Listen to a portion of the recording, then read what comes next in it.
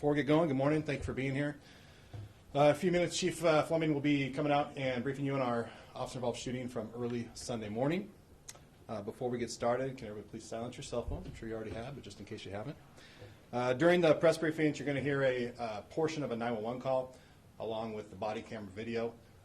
We just want to make you aware that if you are live streaming, there will be some content that some viewers maybe think will be disturbing. And then upon conclusion of the briefing, we will provide all the digital files via WeTransfer. If you haven't gotten with Ty Wood yet here, our social media coordinator, he'll provide you with those files afterwards. Once again, thanks for being here. Chief Fleming will start the press briefing in just one moment.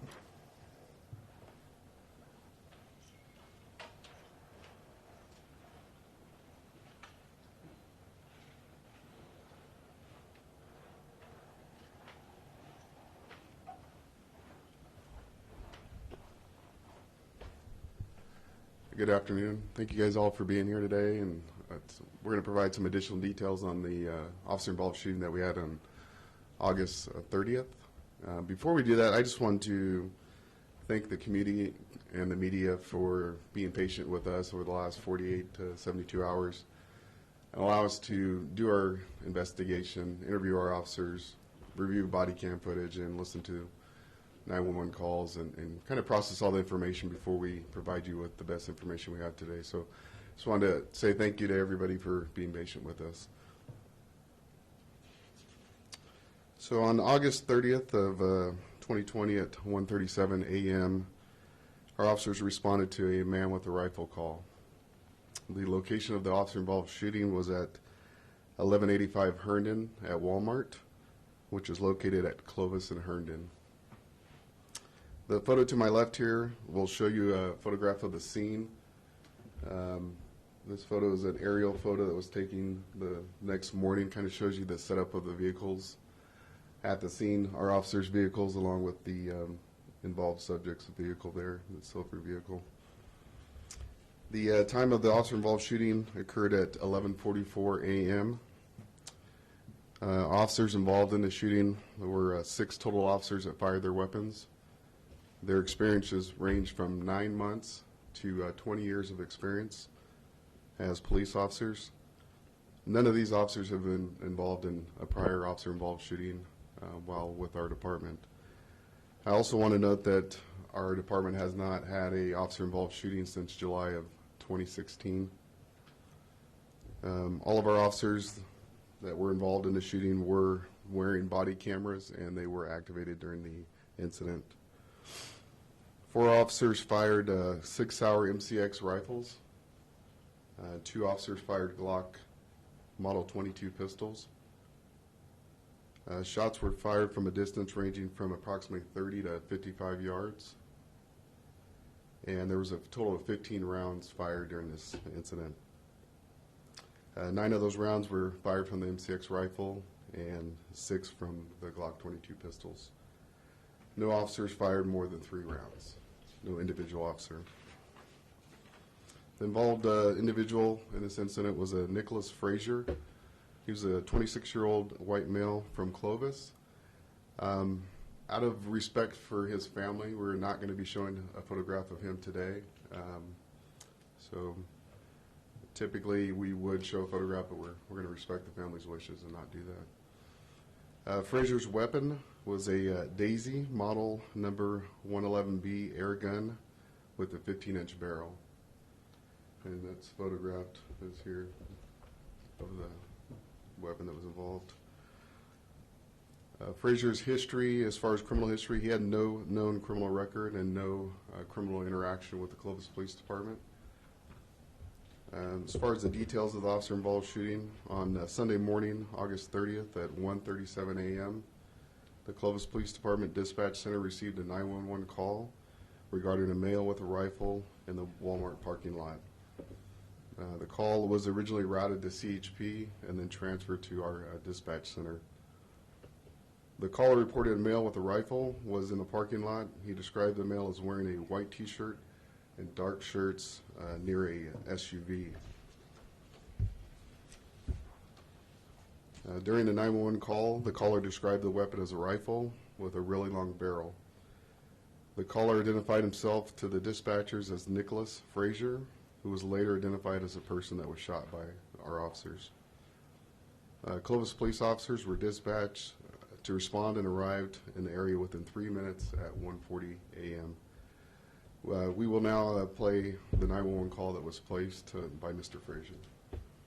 911 emergency, what are you reporting? Seems to be transferring Herndon and Clovis for a male with a possible rifle. I'm sorry, what's the location? Herndon and Clovis, caller? Yeah, it's at the Walmart at Herndon and Clovis. Okay, is he inside or outside? He's walking around in the parking lot. Okay, and is he pointing it at anybody or? Not at the moment. It's pretty much dead out here. I'm a pretty good distance away, but I can pretty much tell that he's carrying some sort of rifle. Do you have a description on him? He's wearing, it looks to be a white shirt and dark-colored shorts. He's a white male. White male adult, and I'm sorry, what is he wearing, a white shirt? Yeah.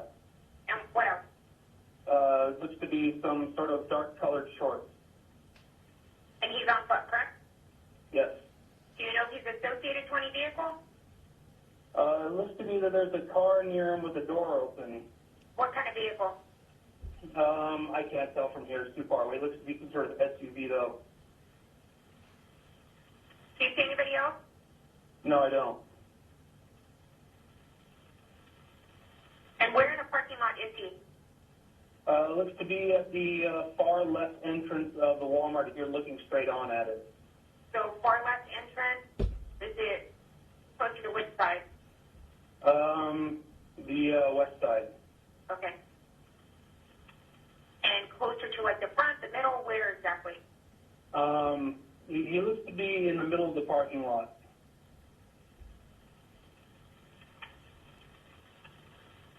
And you don't see anybody else there with him? No, I don't.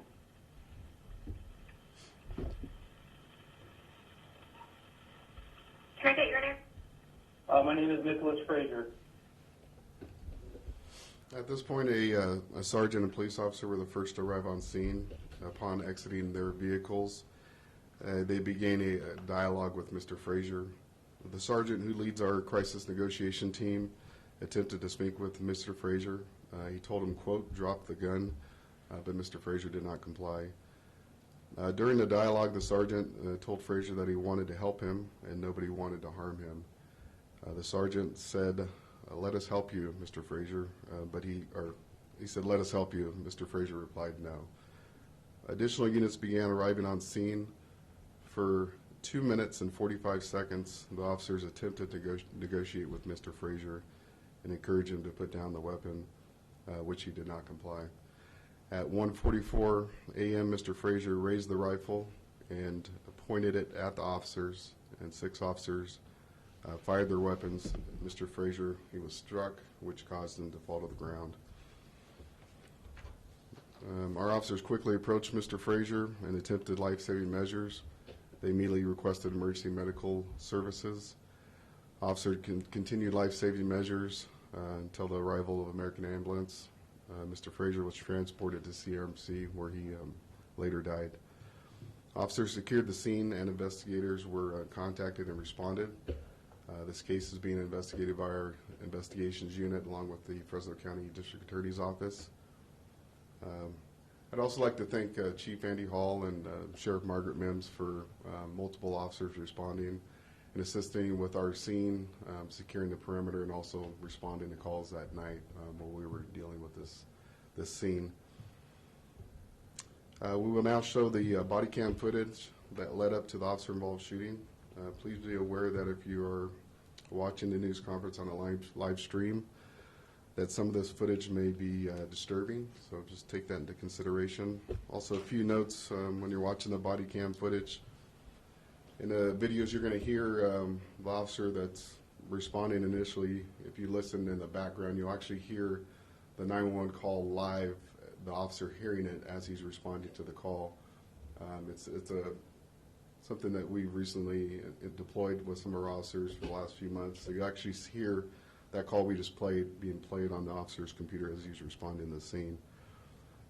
We also there was various body cam footages, so we took the best viewpoints. So you'll see about 3 different viewpoints that transition through, but we'll maintain one audio version as from the sergeant's perspective the entire way through. So just keep that in consideration as you're watching it.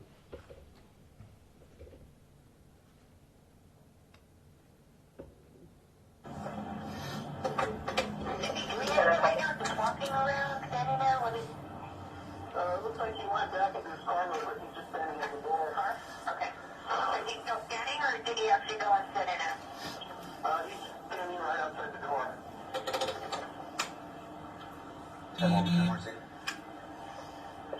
He should be towards the entrance that's open, so he'll be standing near a dark-colored SUV that has the doors open.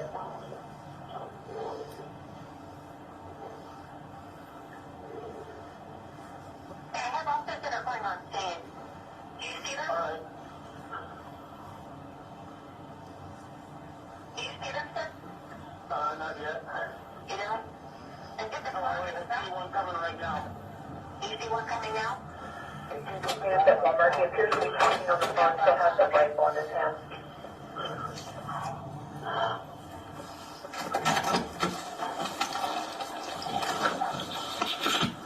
Drop the gun!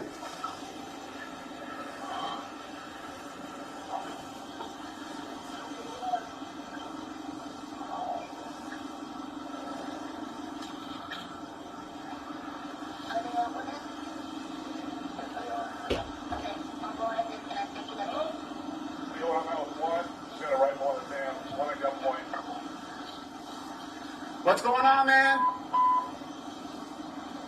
Channel 1 code 33, 81, line of fire. Line of fire to the north. Line of fire to the north. Okay, hurry it up. What's going on, man? Talk to us.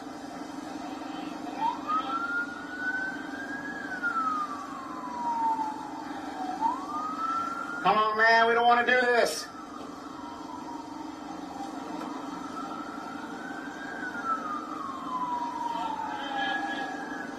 Come on, brother. Help us out, dude. Nobody wants to hurt you, man. Let us help you. Why not? Why not? Come on, man. Okay. Just be careful. Come on, man. Just drop the weapon, please. Please drop the gun, man. Get ready, get ready. Drop it, man. Drop it. Come on, don't do it, dude. Don't do it, brother. Don't do it, man.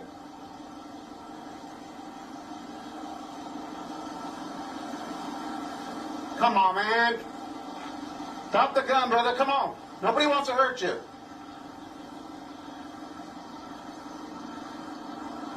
Put it down, dude. Come on, man. He's getting close. Close. Come on, dude. Put it down, brother. Please. Put it down, man. He's getting ready. Drop the gun, brother. Drop it. Please drop it. That's it. Come on, man. That's it. Drop the gun. Come on, man. We don't want to hurt you. Drop the gun.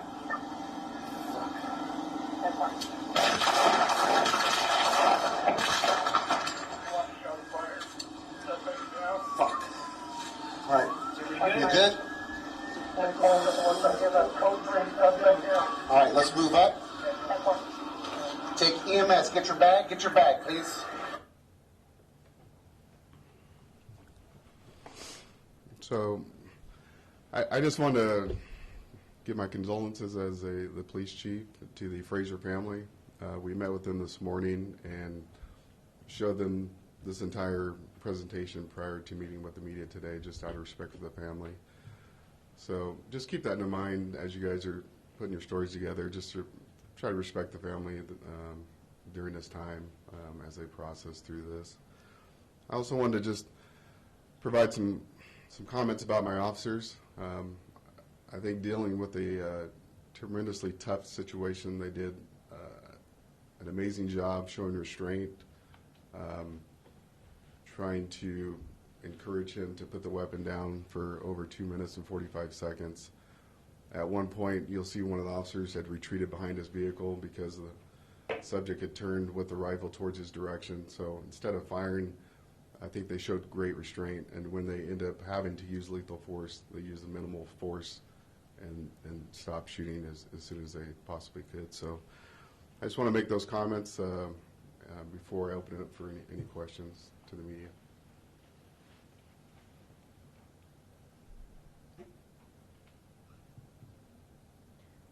So Frazier just raised the gun. He never fired at the officers. I don't have that information at this time. We found out later it was a BB gun, so it was not a real gun. He pointed it in the direction of the officers, and at that point they discharged their firearms. Any idea why he would have been in that area at that time? No, and that's the part of the investigation that's still ongoing. We truly don't know why this happened. That's the answers I think that we're looking for, and as well as the family is trying to determine exactly what led to him placing that call to the police department, having us come there and presenting our officers with a situation where they didn't really have a choice to not shoot. And we're really not sure why that happened. Do you have any idea if he may have been under the influence of drugs or alcohol at the time? Currently, right now, the autopsy is being done by the coroner's office, so I think we'll have that information later. We don't have that now. As far as how many times he was struck by the shots, I don't know that information as well. That is all being conducted currently today. What was the conversation? It was hard to hear. Was he saying no when they were begging him to drop the gun? Yeah, a few times he said no and wouldn't give a response to or try to communicate with the officers. There was just no communication other than no, and that was it. Initially, there is some other footage. He's holding the rifle initially when he's calling 911. When our officers get on scene, at one point when you see the officer retreat behind his car, that's when he grabs it with both hands. So the officer retreated, and then at the point when he turns and puts the weapon up is when he was actually the time they discharge their weapons. Can you explain how tough it is to tell the difference between like this BB gun and what an actual rifle could be, around this time of night? Well, it's difficult. It's darkness. It's 1:30 in the morning. They're at 55 yards when our officers were responding to this call.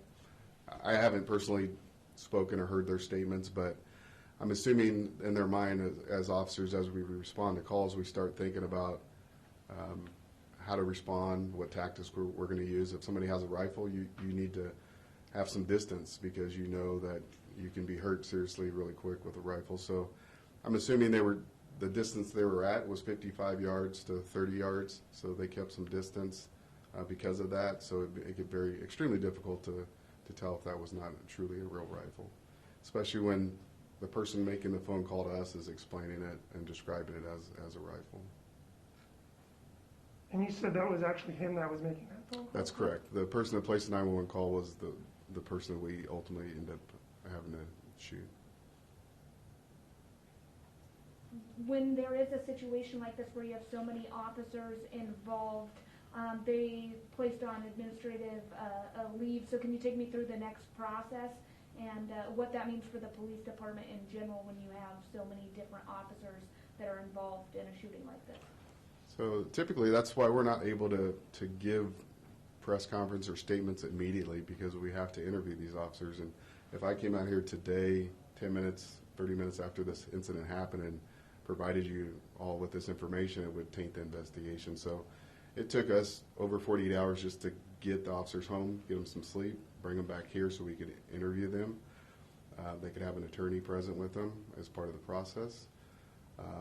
And then investigators have to get sleep, they're up, investigating, and then finally get all the details together. So typically 48 to 72 hours we'll have that information. All 6 of these officers that fired their weapons are placed on administrative leave with pay, and that's standard. It's not only for the part of the investigation. It's also to allow them time to process this. Nobody comes in this job expecting they're going to have to. We know that's a potential, but nobody ever wants to use force, deadly force against anybody. So all of them, now that this has happened, is having to process this and deal with this now that they've taken somebody's life. So the process is, it just depends on how each individual officer is able to process and deal with that before we'll bring them back to work. We want to make sure they're good and they're in a good place before we bring them back and put them on the street. And the actual shooting scene there at Walmart was what, over 12 hours that area was closed off so that investigators could do their job, right? That's correct. Yeah, typically, especially when it's at night, we want daylight to come up so we can see if there's any additional casings or any other areas that were struck by rounds that we need to process that evidence. So typically, it's going to take 12 to 24 hours depending on how many rounds were shot or how big the scene is and that kind of stuff. So this one did take about 12 hours to process. So based on the call that he made prior, do you feel like where you are in the investigation that it could have been like a suicide by cop or a setup for the officers? Absolutely. I believe at this point it was probably his intention for our officers to respond and for him to point the weapon at him and for them to shoot him. We don't know why that happened or what happened earlier in the day or earlier in the week that led him to this, and that's what we're trying to determine right now. Trying to work with the family and also process evidence, computer evidence to see if there's anything that might lead us to what led him to do this. Chief, with so many officers now being off, does this affect you guys with having to move people around or extend people's shifts right now? Actually, we're pretty good. The night of the shooting, we put out an all page basically asking for people to come in, and that's when Fresno PD and the Sheriff's Department came over and kind of plugged the holes for us until we could get people in. But within an hour, we probably had, I'd say, 15 additional officers that came from home, no questions asked, and took the streets, or they were detectives responding as part of the team.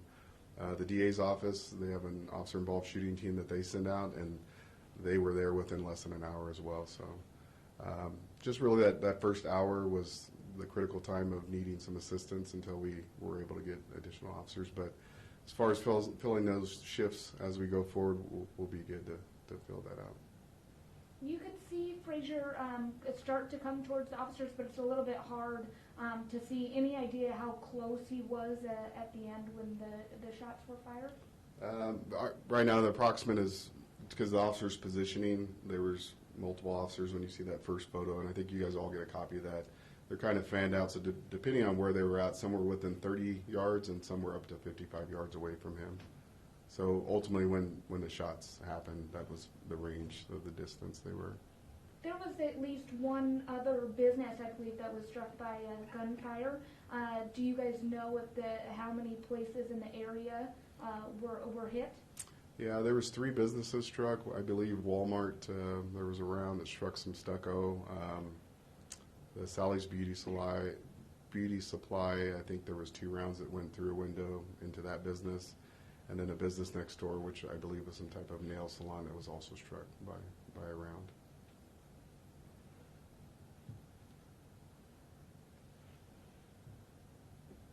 Any further questions for the chief? I guess just the process of going through this is pretty traumatic for all of the officers that were involved. Not that it's something you never want to go through, but just how mentally this can really affect the people that were involved, and just how the feelings about the overall situation.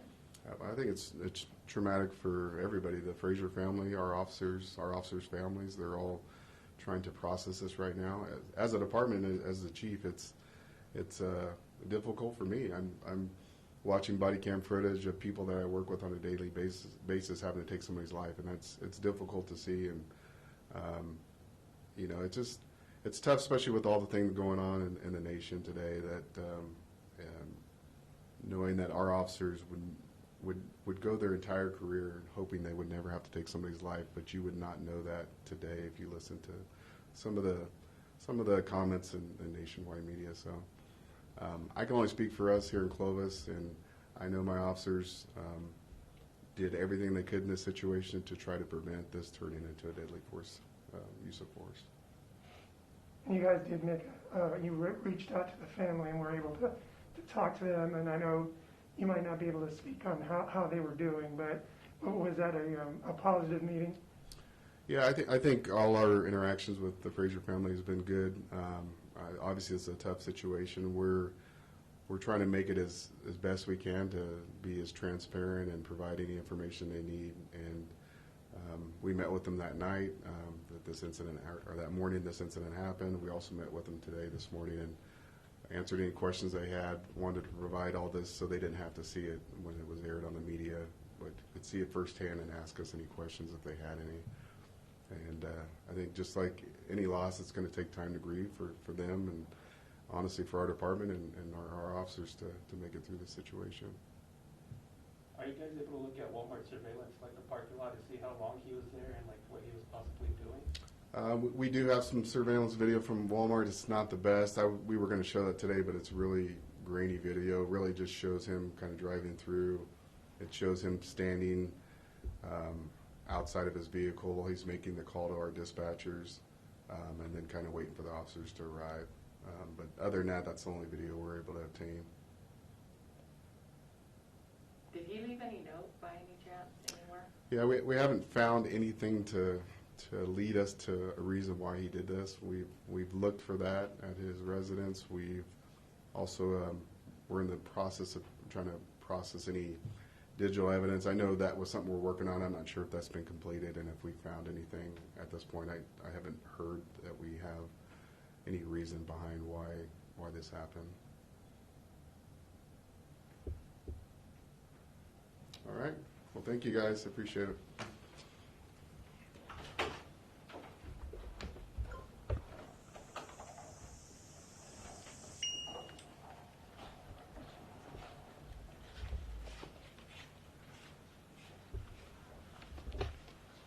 Okay, just last check, I just got everyone, or at least one person from each media to email. Again, you guys are going to get the full video that you saw